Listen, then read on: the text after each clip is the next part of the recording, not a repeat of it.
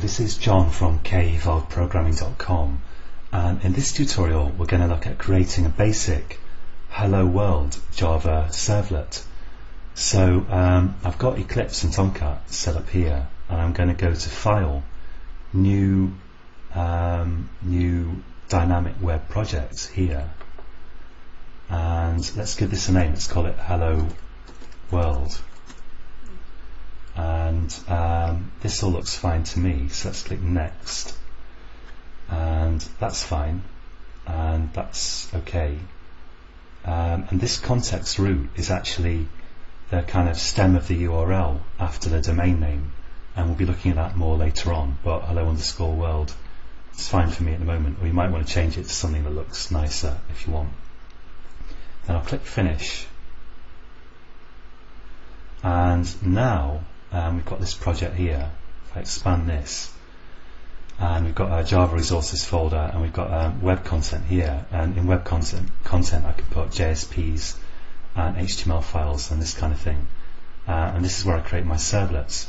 So I'm going to right click, and now a Java servlet is it's a Java class that serves up HTML to a browser. So the idea is you start a servlet, and somewhere in the world a user goes to their browser and they go to the URL of your website, and that causes what we call the HTTP GET request to your Java servlet, which is just a Java class basically, and that class, which will be running continuously in your application server, that will then send some HTML to the browser, which the browser will display. And HTML is just a kind of text format for displaying stuff in browsers. So let's right click Java Resources and go to New Servlet here, and I'll call this, let's put it in a package called GUI, and I'll call it Hello World, and click Next, and this all looks fine. And I'm going to give this a doGet and a doPost method, and you can also specify init and destroy, and init will actually be called when the servlet starts up, which it will do when you deploy it basically, and destroy will be called hopefully when it shuts down, but I'm just going to stick with the defaults for the moment. I'm going to click Finish, and we'll be looking at the doPost method more in future tutorials, but in this tutorial I'm just going to stick with doGet.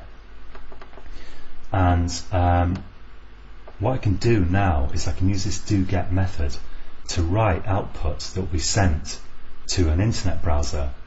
So to do that, because if I go to a URL that will basically go to this web application, it will invoke this doGet method and it will try to get data back from it. So what I'm going to do is I'll say print writer out equals response.get writer. Now the way this works is you've got a request parameter here and a response parameter, and request is basically deals with stuff that the client, which will be a web browser somewhere, sends to this servlet. So the request could hold URL parameters or other data from a form that's been submitted or whatever, and we're going to look at all that kind of stuff more in future tutorials. And response is basically stuff that we send back to the browser, and that's why we're doing response.getWriter, because this is going to give us a way of sending stuff back to an internet browser. So I'm going to add the import layer with Control Shift and O in Eclipse, which is Organize Imports. And now I'm going to say here, let's just write some HTML. So I'll say out.println, and I'll write a opening HTML tag like this. And you don't usually, by the way, write HTML direct from a servlet, but in future we're going to look at JSPs, which are a way of having files with HTML in them that you can basically send back to your browser using this technology. Let's have a closing HTML tag, and in the middle there I'm going to say out.println hello world, and Let's put a bold tag around that, and let's put one at the beginning as well, just so that we can see it really is HTML. And now finally, if I put the semicolon on there as well, finally I can run this servlet. So what will happen is, when I click the run button, it's going to start up a instance of Tomcat, and then if I go to a URL that corresponds to this servlet in a browser, it will send back this HTML and the browser will display it. And Eclipse has a great built-in browser. So let's just click the run button, and let's just make sure, actually, if I expand the source folder here, I'm going to make sure hello world.java is selected, and I'm going to click run, green run button. And yes, I want to run it on Tomcat 7, and let's say always use this server when running this project, and click next. And this is fine, so it's configured, it's ready to run, and click finish. And let's say that I want to restart the server every time, just so that I don't get any funny caching going on, and click OK. And now, with a bit of luck, we're going to go to a browser window in Eclipse, and we're going to see hello world.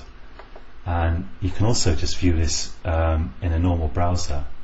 And this is an HTML file, so if I do right click and do view source on this, this is what we actually wrote, and this is what your browser will actually display. It will render this HTML with these kind of tags, these formatting tags and standard HTML tags, as text like this, for example. Let's just copy that, Control C, and I'll just go to Google Chrome here and paste that in, and we'll see that we can also see that here. So that's it for this tutorial. Join me again next time when we'll be looking at, we're going to look at JSPs, which are a way of putting HTML in a file instead of having to spit it out in your servlet like we've done here. So join me again next time, and until next time, happy coding.